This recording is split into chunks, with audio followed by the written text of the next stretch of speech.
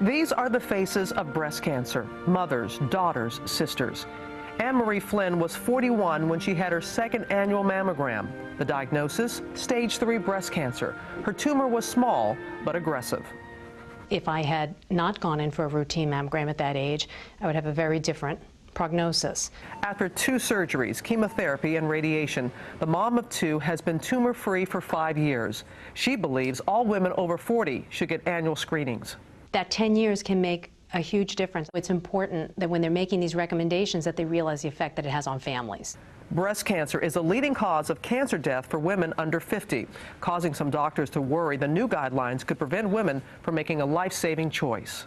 We know mammograms are not perfect, but they are the best things we have to diagnose women early. These guidelines will give insurance companies the excuse not to cover these potentially life-saving mammograms in young women. But health professionals who devise the new recommendations say mammograms can cause harm too, like overexposure to radiation. They advise women to wait until they are 50 and get a screening not every year, but every 2 years.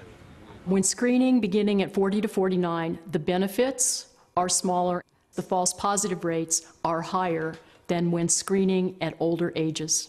44-year-old Karen Clark agrees. She wrote us to say that mammograms may offer a false sense of security. I was diagnosed with stage 3 breast cancer.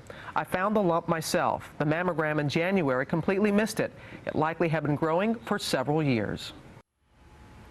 For more, we're joined by 2 renowned breast cancer experts. Dr. Susan Love is the president of the Dr. Susan Love Research Foundation. She joins us there in California, and she supports these new recommendations.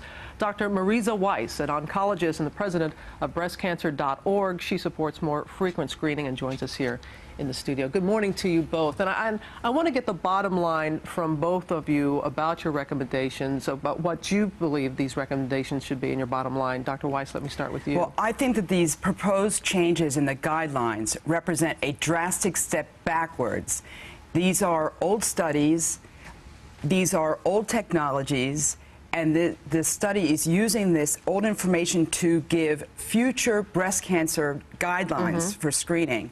And the reality is that breast cancer is the most common cancer to affect women. And mammography is the only test proven to save lives. So I believe that these guidelines are not an improvement, they're neglectful. Dr. Love?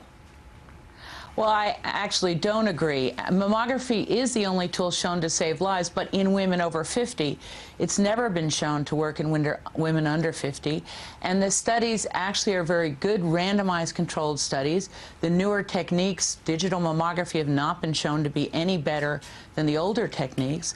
And the problem is that there's a risk to them, that the radiation risk is higher in younger women, that the ability to find cancers isn't as good, that the ability to miss cancers is much higher. So what we need to be doing is not using a test that doesn't work and has risks, but finding something that really does work, or finding the cause of breast cancer and stopping it. Dr. Weiss, when we look at around the world, the recommendations are what the new recommendations, new guidelines are, 50 at the age of 50, not 40. So is it going back or going forward that we are getting in line with what the rest of the world is doing? Well, it's not true that the entire rest of the world is doing this. Take Sweden, for example. All women in the population of Sweden get mammography starting at age 40.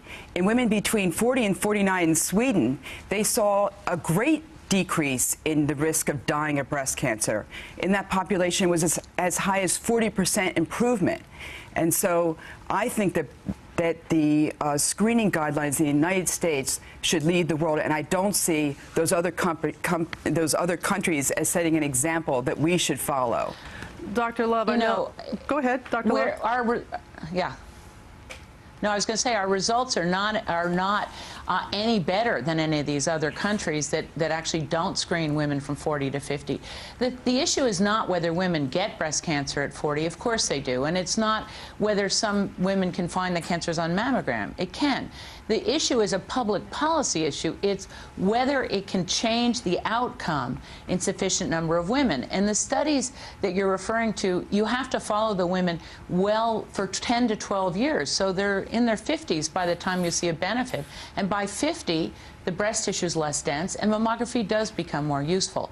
So the issue is, is not depriving young women of their God-given right to be radiated. It's really, let's not give them radiation if it's not really helping them, and let's find something better. But you've heard... Until we find something better, mammography is the best that we have, and digital mammography, which is available Not today, in young women. is superior to the film mammography that was in these studies. Not in the studies. Particularly Not in in the women study who are that between compared them. ages 40 and 49. And the reality is that in terms of radiation exposure, a flight from New York to Denver and back gives you more radiation exposure than one mammogram. So there's no question. But if you do them every year, 40 to 50, it's cumulative, and indeed causes as many cancers as it cures. But that wasn't really given as one of the reasons why. The studies that demonstrated an increase in breast cancer risk, supposedly attributed to mammography, were contamination studies where women who were not screened, when they felt the lump or had a symptom, crossed over to the screened arm, and it made it look like the women getting mammograms had more cancers from the mammography, which is not the case. It's just calculating from the radiation. Yeah, Dr. Love, it's not. Dr. Love, just a moment here, please. Thank you.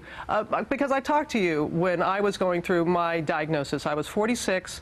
No history in my family. 70 to 80% of people who are diagnosed with breast cancer have no previous history, even though you tell us to be aware of that. I found it with a lump. The mammogram did not detect it. The ultrasound did. You heard the woman in the piece who said she doesn't believe that she would even be alive today if it were these new recommendations. How do you respond when people say these things to you and feel that because of early detection, they're still with us today? Well, I think, you know, the problem is we've sort of oversold the notion of early detection, and we've made it sound like every cancer grows at a constant rate and they all can be found early at a curable state. And I wish that were true. But there's some cancers that are very aggressive, that no matter when you find them, they're really going to still be bad. There's some that are very slow growing, and it doesn't matter when you find those. And you can shift some a little bit. And that works a lot better in women after 50 when their breasts are less dense than it does in younger women. The experience you had is the more common one, where mammography doesn't show a cancer and you have a lump, and a lot of times it gives women a false sense of security. So this isn't, we're not talking about something that's completely harmless. We're really talking about something that has a downside as well as an upside, and we're talking about public policy. In most of the world, the government covers mammography for everybody. In this country, that's not the case. We're running out of time, so a bottom line from you both. A woman watching this morning, and men, because men get breast cancer too. If you have breast tissue, you're susceptible. Just quickly, if you're a woman or you're someone watching today, what do you do? What do you do? We use the best tools that you have. And I tell my own patients, start getting your mammogram at age 40, get it annually after that. Mammography can save your lives, and if you're at high risk, you might even start screening earlier. Susan, quickly. And I say, if you're at average risk, get your first mammogram at age 50. Be aware of your breast. If you feel something abnormal, get it checked out. And join the Army of Women at armyofwomen.org so we can find the cause of this disease and stop it. I was hoping you're going to get that in. I know you've been doing great work with that. Dr. Susan Love, Dr. Marisa Weiss, thank you very, very much.